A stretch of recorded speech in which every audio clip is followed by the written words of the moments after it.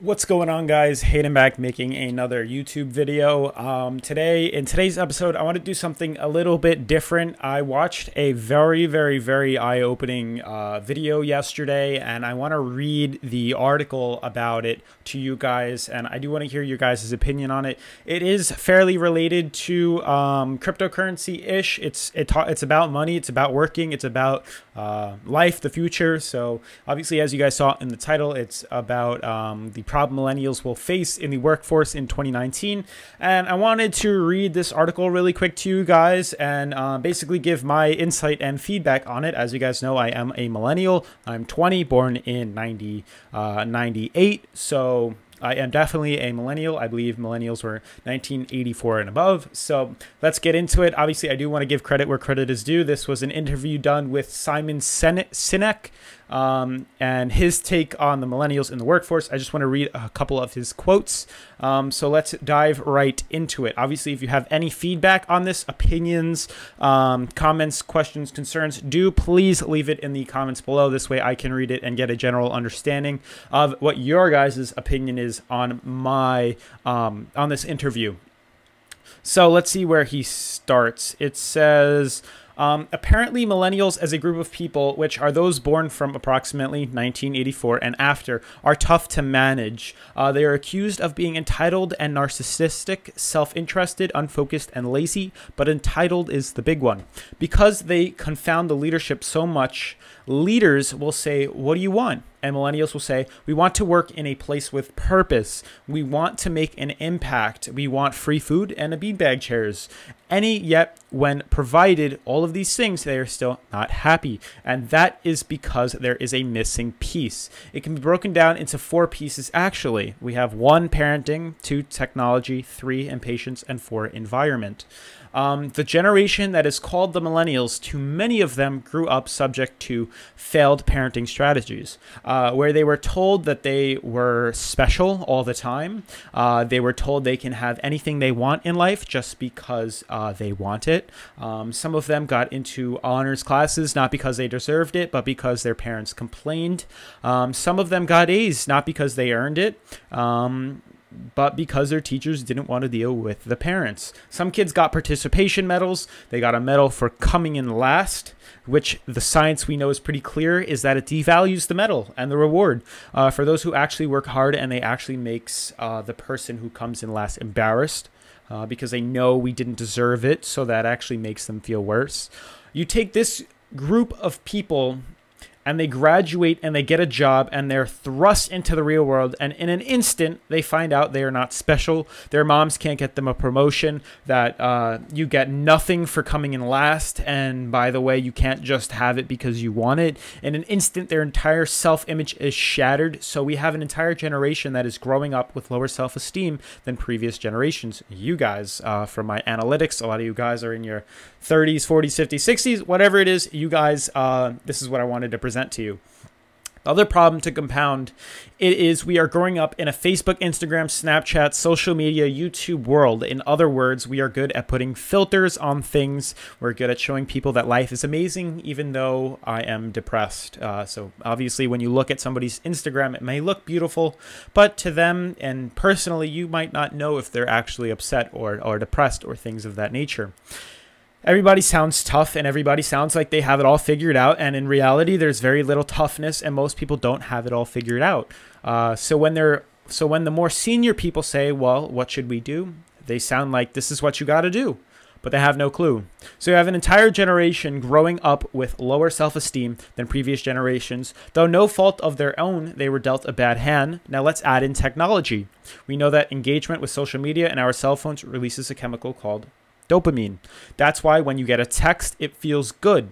In 2012 study, Harvard research scientists reporting that and talking about oneself through social media activates a pleasure sensation in the brain, usually associated with food, money, sex. It's why we count the likes, it's why we go back 10 times to see if our interaction is growing, and if our Instagram is slowing down, we wonder if we have done something wrong. If it doesn't, or people don't like us anymore or unfriend us on Instagram or Facebook. And I've done it myself. I've unfriended a few people and they text me all upset. Why are we no longer friends? Like, whoa, that's crazy. The trauma for young kids to be unfriended is too much to handle. We know when you get the attention, it feels good. You get a hit of dopamine, which feels good, which is why we keep doing it and we go back to it over and over again. Dopamine is the exact same chemical that makes us feel good when we smoke, when we drink, when we gamble. In other words, it is highly, highly addictive. We have age restrictions on smoking, drinking, and gambling, but we have no age restrictions on social media and cell phones, which is equivalent of opening up the liquor cabinet and saying to our teenagers, hey, by the way, if that adolescence thing you're doing is making you down, you know, help yourself to anything. An entire generation now has access to an addictive, numbing chemical called dopamine, though through cell phones and social media, while they are going through the high stress of adolescence. Why is this important? Almost every alcoholic discovered alcohol when they were teenagers. When we are very, very young, the only approval we need is the approval of our parents.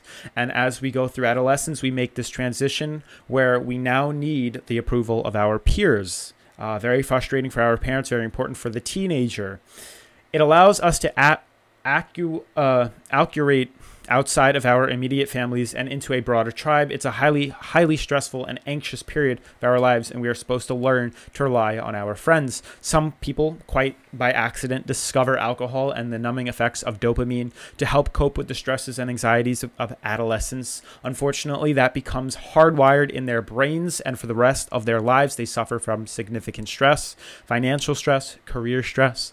That's pretty much the primary reasons why an alcoholic drinks. But now, because we are allowing unfettered access to these devices and media, basically it is becoming hardwired. And what we are seeing is that they grow older. Too many kids don't know how to form deep, meaningful relationships. Their words, not mine.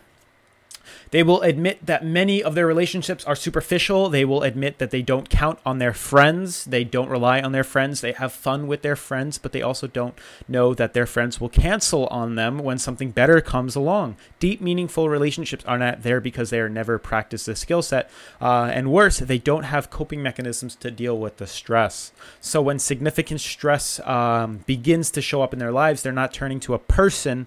They're turning to a device. They're turning to social media. They're turning to these things which offer temporary relief.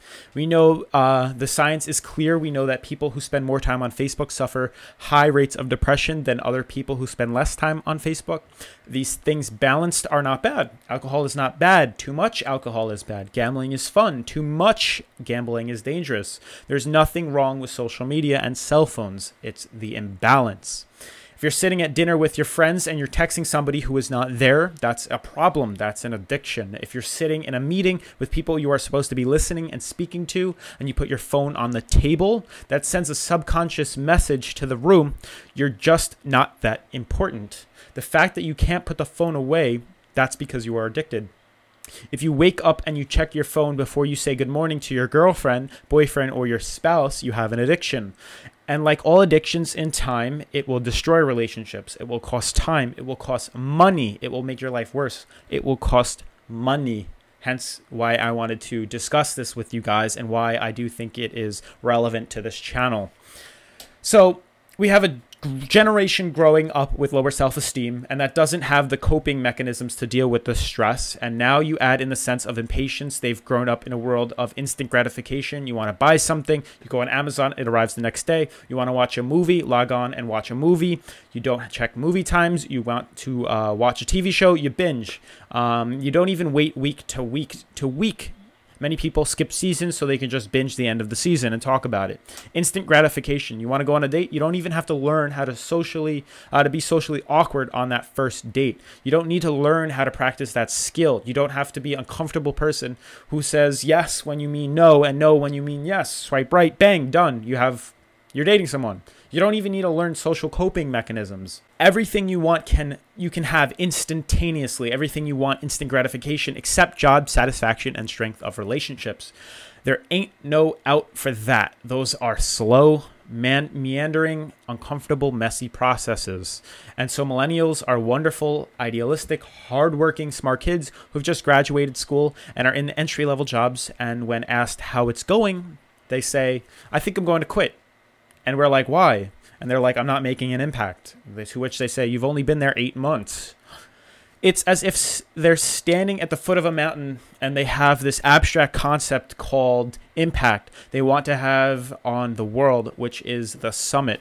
What they don't see is the mountain. I don't care if you go up the mountain quickly or slowly, but there's still a mountain. And so what this young generation needs to learn is patience. That some things that really, really matter, like love or job fulfillment, joy, love of life, self-confidence, and a skill set, any of these things, all of these things take time. Sometimes you can expedite pieces of it, but overall the journey is arduous and long and difficult, and if you don't ask for help and learn that skill set, you will fall off the mountain. Or the worst case scenario, we're seeing an increase in suicide rates in this generation. We're seeing increases in accidental deaths due to alcohol, drug overdoses. We're seeing more and more kids drop out of school or take a leave of absence due to depression. Unheard of. This is really bad.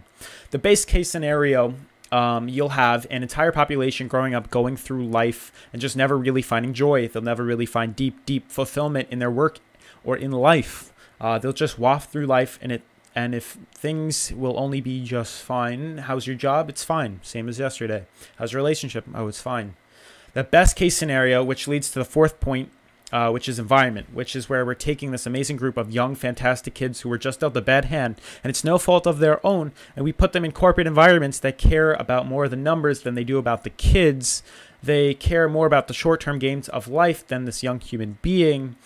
We care more about the year than the lifetime. We're putting them in corporate environments that are not helping them build their confidence, that aren't helping them learn the skills of cooperation, that aren't helping them overcome challenges of a digital world and finding more balance, that isn't helping them overcome the need of instant gratification and teaching them the joys and impacts of life and fulfillment from working hard on something that cannot be done in 1 month, but over years and years.